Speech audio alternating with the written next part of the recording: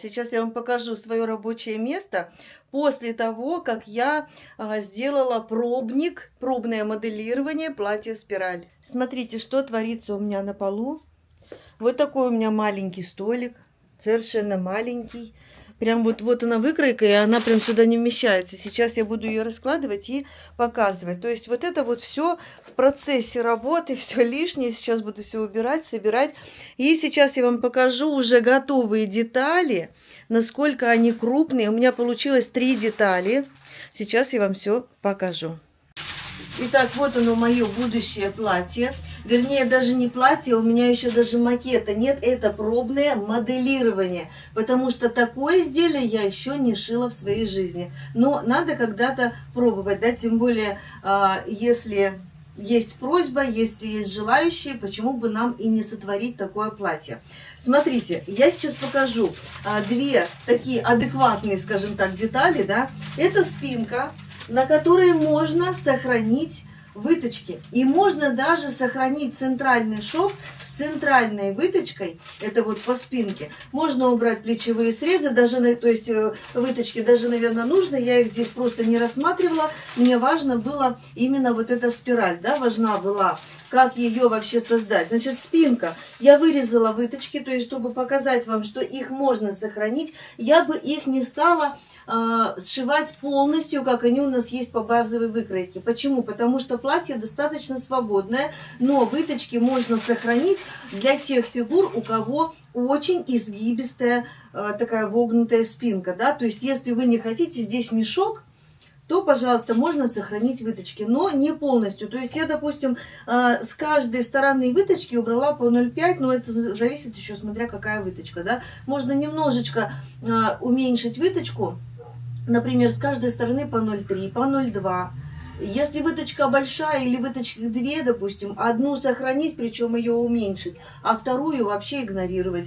Можно, если выточки 2, вторую мы игнорируем, но делаем по спинке шов именно вот этой детальки. Да, на этой детальке мы делаем по спинке шов и делаем дополнительную выточку по центру спины. Значит, что касается спинки, пока все, я пока ее откладываю на пол, у меня нет просто больше места. Кстати, вот-вот должны мне уже привезти стол. Я обязательно сделаю обзор, мне уже просто не терпится. Вчера разговаривала с мастерами, и они уже сказали, что стол добротный, стол крепкий, он будет мне служить долго. Там классные ящички. Ну, в общем, все прям мне рассказали и объяснили, я уже прям в нетерпении.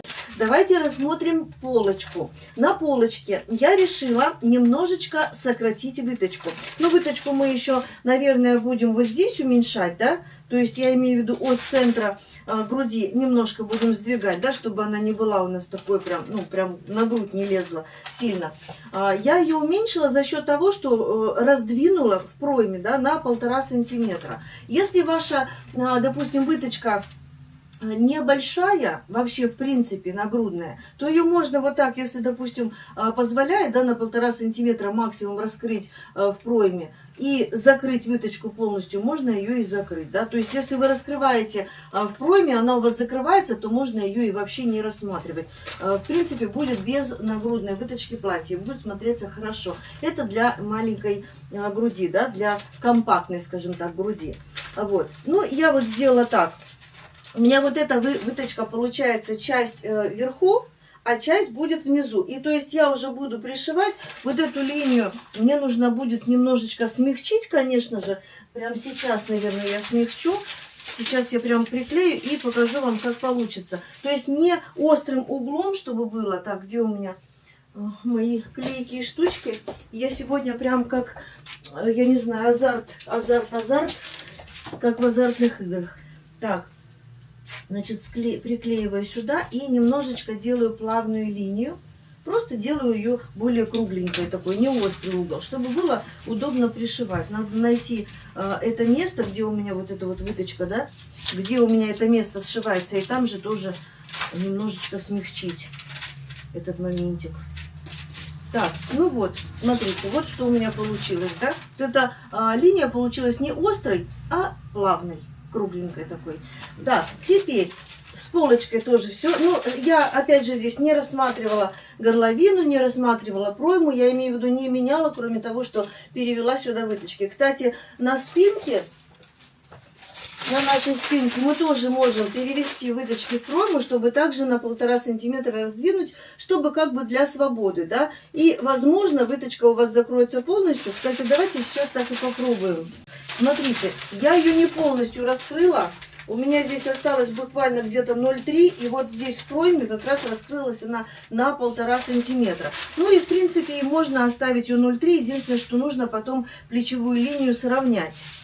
То есть, так, сейчас я еще кусочек сюда, выточку, на выточку. Так, и вырежем проймочку. Ну вот такая вот получится, я надеюсь, видно. Ну и линию плеча мы, конечно же, потом сравняем. Вторую я пока не беру, чтобы сейчас время не терять. Давайте рассмотрим вот это самая большая деталь, скажем так. Вот так. Самая большая деталь. Сама спираль. Посмотрите, какая она у меня получилась. То есть это раскладывать нужно вот таким образом, наверное. И каким-то образом укреплять срезы, чтобы они у нас не гуляли. Вот такая деталь, огромная просто деталь. Я сейчас сложу ее. У меня здесь везде меточки, без меточек никак. Так, это у меня полочка, это у меня боковая линия, и вот оно пошло. Вот оно, я сейчас собираю платье. Здесь у меня я разрезала, чтобы все это склеивать, переклеивать, перекидывать на другую сторону. То есть это прям вот такая история. Если вы готовы, девочки, если вы не готовы, но хотите такое платье, готовьтесь морально, что мы, помучаемся, в общем. Поработать придется.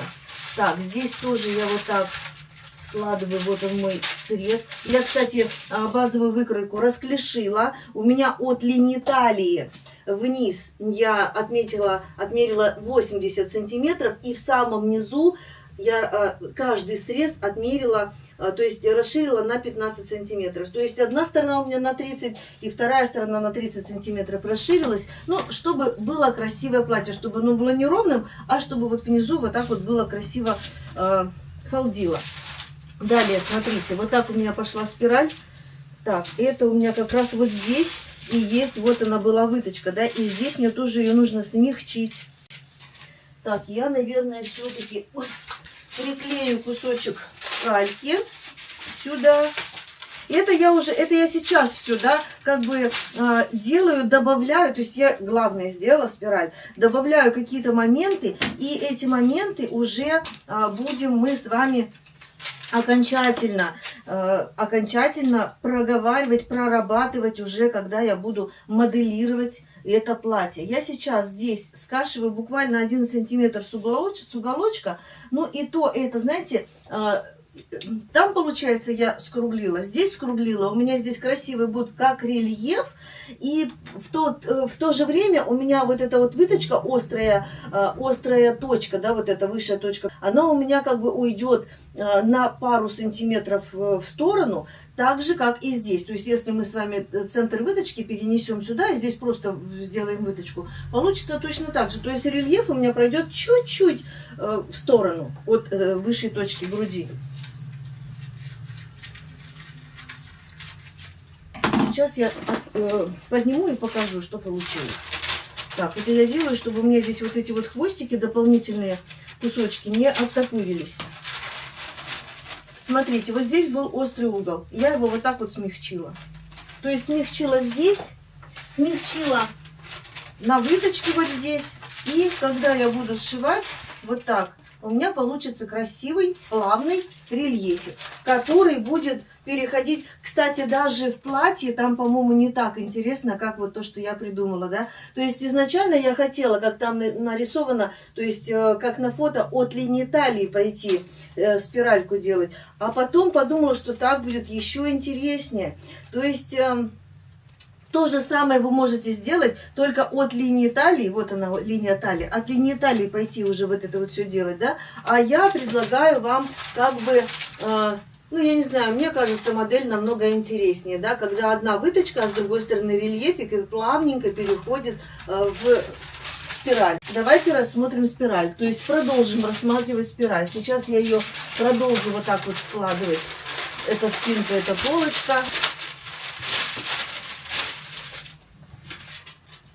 Так, смотрите, что у меня получается. Вот оно мое платье. То есть это одна деталь, цельная деталь. Можно, конечно, сделать где-нибудь один шов, один срез по боку. Я думаю, можно. Если уж прям, ну, ткани так не хватает, и места не хватает, если неудобно, если... В общем, если вы хотите, можно сделать, допустим, вот здесь, да. Вот это одна деталь будет спинка-полочка. И вторая деталь будет спинка-полочка-спинка. То есть она вот такая будет поменьше. Вот здесь можно сделать разрез. Да. Нет, вот здесь. Нет, вот здесь. А хотя, где хотите. Здесь, здесь, здесь, где хотите. Теперь, смотрите, я прикладываю, вот у меня, я поднимаю полочку, нижнюю часть. Видите? И у меня вон там начинается спираль спинки. Я выкладываю вот так спинку. Просто, чтобы вы понимали, как это будет, надеюсь, вам будет понятно, как это будет выглядеть в уже сшитом виде. Я соединяю спинку. Здесь у меня выточки. Я соединяю. Вот он пошел у меня рельефчик. Дальше. Здесь. Вот он у меня рельефчик. Вот она выточка. Здесь рельеф. Здесь, конечно же, выточка вот такая. То есть выточка, переходящая в рельеф. Вот оно, пожалуйста, платье. А по низу... Так, по низу вот эту вот часть, вот эту можно сделать еще больше. Я тут как бы сделала, почему ее? Потому что она была слишком острой и заканчивается где-то вот здесь. Ее можно сделать еще больше, чтобы она заходила на бок. То есть основная масса была впереди, то есть сбоку, наперед шла. Но это все, понимаете, это все в процессе работы. Я, правда, я не знаю, как это платье выкроено. Я не видела выкройку. Возможно, даже если бы я увидела выкройку, я бы ничего не поняла. Кстати, смотрите, я сейчас немножечко срезала вот эту вот штучку, вот этот острый угол, да, сделала его не острым, и у меня получилось небольшой перепад длины на спинку. Где у меня сантиметровая лента? Наверное, сантиметров 8, 7. 6 сантиметров спинка больше.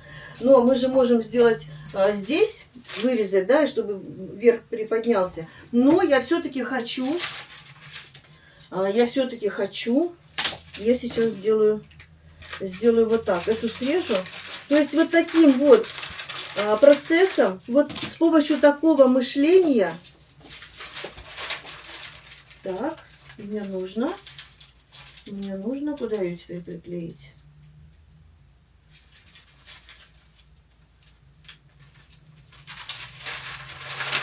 Я создавала это платье. Сейчас еще раз вот так разверну. Здесь, чтобы не потерять, я поставлю, господи, эти метки, контрольные точки. Вот, поближе вам поставила камеру, смотрите. Вот он мой кусочек, который я отрезала. Я по подолу. То есть он вот здесь у меня будет заканчиваться по факту, да, закончился вот здесь. Несмотря на то, что вот он, я еще кусочек приклеивала, видите, написано подол, здесь я приклеивала, который только что отрезала. Значит, я хочу его продлить, вернее, даже немножечко, даже не так, наверное, вот отсюда я возьму все-таки вот эту деталь. Я сейчас побольше приклею, подольше посижу, побольше наловлю. Так, и вот эту деталь я хочу отсюда вести. А сюда, на сторону полочки, можно даже было еще побольше, здесь сейчас заклею. На сторону полочки хочу, чтобы она была, знаете, такая, а вот как раз она такая кругленькая. Во-первых, таким образом будет удобнее сшивать детали. Потому что острый угол, вот тут у меня получился очень острый угол. Вот он, кстати, я покажу, вот он получается, вот такой получился угол. Но такой угол, конечно же, очень тяжело будет сшивать. Поэтому я решила, да, я в принципе увидела на фото, что там есть такая какая-то штука непонятная. которую нужно было понять. Все вот такими вот кусочками я проклеиваю, потому что, ну, жалко, да, целый лист кальки отрезать. Вот я такими кусочками сейчас. Не знаю, скорее всего, вы ничего не поймете, просто я хотела показать вам. И здесь я делаю вот такую крутую линию. Вот так вот я делаю. Вот так вот я делаю. Хотела просто показать вам, как я создаю вещи. Я не знаю, как делают это другие. Но, знаете, вот, честно говоря, фантазии у меня на это бы не хватило.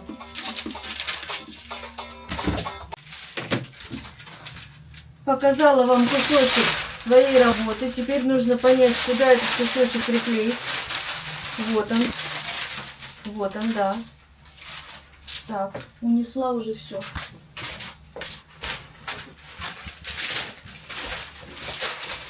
В общем, показала вам кусочек своей работы. Как говорится, работа за кадром. Вот такая она кропотливая, непонятная. Приклеиваю снова.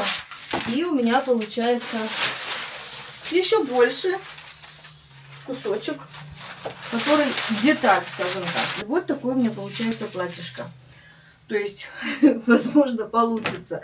Я себе, конечно, здесь наметила линии, да, ой, господи, сделала отметки. Это полочка лиф, выточки нет, талиевой выточки нет. Приталивание я сохранила, потому что совсем мешок не хочется. Хочется выглядеть изящно. Линия талии написала. Линия бедер написала. Центр полочки вот так вот написала. Вот это был бок, но я его раздвинула. Ну, это понятно. Так, сейчас переверну. Попробую это все перевернуть. Опа. Вот такая вот я молодец. Надо же себя иногда хотя бы чуть-чуть похвалить, да? Ну как же, другие хвалят, а я нет. Спинка лиф, талия, выточки, я уже сказала, можно сохранить. Центральную выточку по спинке можно сохранить, сделать шопу здесь.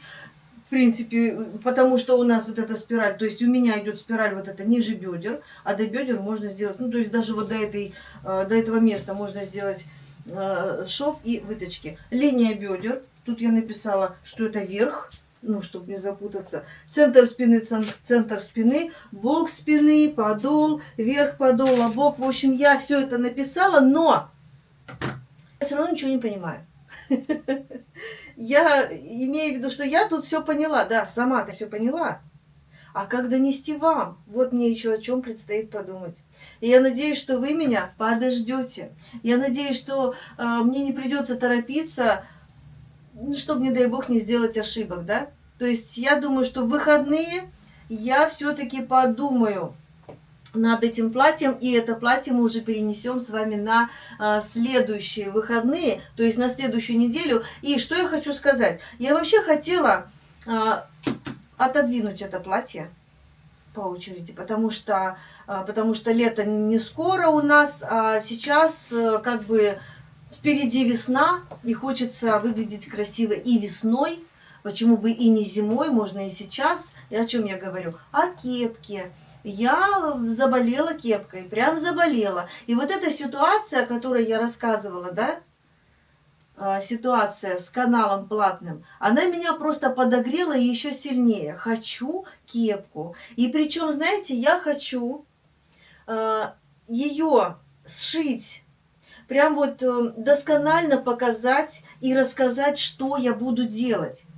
Я не буду говорить, что так надо, это вот обязательно, это так нужно, но я могу предполагать, как надо. То есть у меня есть такое качество, опять я хвастаюсь, такое качество, когда я могу сообразить, могу предположить, могу понять, подумать. То есть вот есть, да, кумекать. Мое любимое слово кумекать. Я умею кумекать.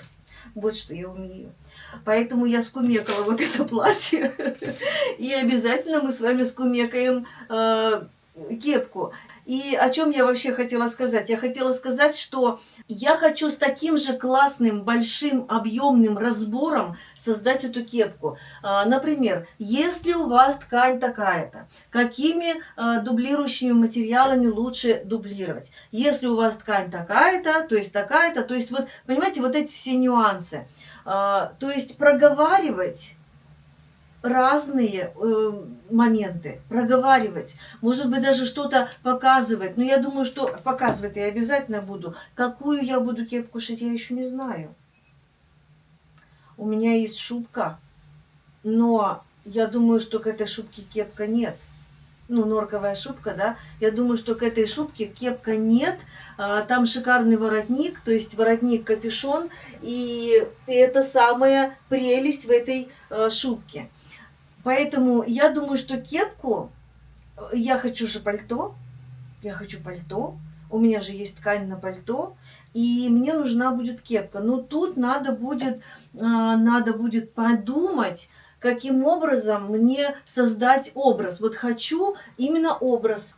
Пальто и кепка, но чтобы это было не из одной ткани, а как-то вот сочеталось что-то с чем-то. У меня серая такая ткань с какими-то там завитушками, да, у меня их 3 вида, я показывала, пальтовки. И, возможно, знаете, как я думаю, что-то рукава какие-то другие. Рукава, значит, то есть и не рукава, а эти манжетики. Далее, может быть, вставка вот здесь по поясу, если это будет что-то такое приталенное. Я пока еще не думала. Ну, то есть какие-то вот эти вот моментики, детальки, что-то воротник или даже, возможно, капюшон. Я думаю, что воротник, если будет кепка, то лучше воротничок. Какой-нибудь, может быть, широкий, то есть не широкий, а какой-то такой объемный, пышный воротничок. Я имею в виду именно из ткани, но объемный. Я умею такое создавать. И если вам хочется, пожалуйста, пишите в комментарии. Я обязательно, когда буду шить, обязательно покажу. Но не скажу, что прям завтра. Я не буду так обещать, поэтому я просто говорю, что я мечтаю об этом, и я обязательно это сделаю. Потому что на весну надо что-то новенькое. То, что у меня есть, уже не хочется. И вот смотрите, допустим, я отвлеклась. То есть манжетики, воротничок, что-то где-то, может быть, даже карманы, может быть, где-то что-то, какие-то детальки и кепка. То есть вот эти детали. Кстати, у меня есть кожа, которая, знаете, такая серо-голубая, серо-синяя, вот что-то такое. Она, мне кажется, подойдет к этому драпу, пальтовки к этой. В общем, нужно будет подумать. Поэтому кепка будет у нас обязательно. Кепка будет. В общем, наговорила я кучу всего. Сегодня я уже, наверное, работать не буду. Сегодня я уже подустала вот с этим вот всем. Сегодня мне нужно порядок навести. Кстати, еще хочу что сказать. Ой, показать, похвастаться. Мне пришел коврик для моего стретчинга. Такой мягкий, такой классный. Толщина 1,5 сантиметра, но он немножко скрюченный еще пока. Скрученный. Нужно его разложить вот так вот, чтобы он немножко отлежался, да. 1,80 м. Такой большой. 1,80 м. Вот то, что он скрюченный, он еще кажется меньше. Да, 1,80 м по ширине. Я не знаю, сколько он по ширине, но мне хватит. Мне точно хватит. Можно тут спать даже вместо матраса.